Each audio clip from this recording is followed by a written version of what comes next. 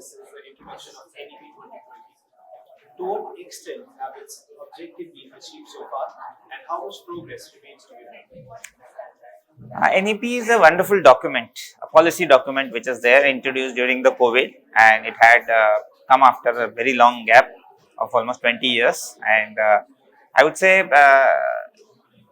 around 10 to 20% progress has been made, honestly, I feel, because a lot of things are there which will take time to implement, and we have to understand. First of all, it is the training of the teachers which is required, regulatory changes which are required. So, those are ones which are going one by one. And I would be very happy. I mean, by 2030, we expect at least more than 60% of it would be implemented.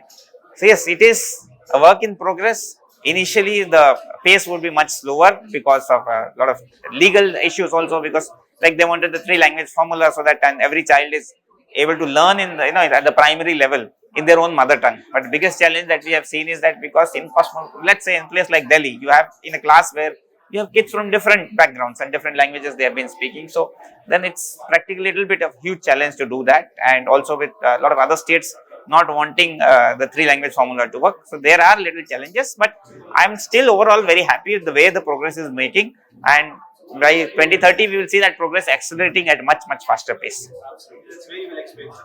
In your view, beyond standard curriculum, which soft skills do you believe schools should prioritize in their teaching? I think a lot of soft skills are very important nowadays. I think human skills, which we call them, first and foremost is ability to accept failure, because a lot of, especially for the brighter kids, I mean they are used to doing so well in the initial stages, but when the competition gets tougher, or sometimes failure, which is part of learning, which always there, and then they do not know how to accept that failure, and then they sometimes take drastic steps, or they are some, even if they don't know how to make up and start fighting again to fight and win again. That is one big challenge.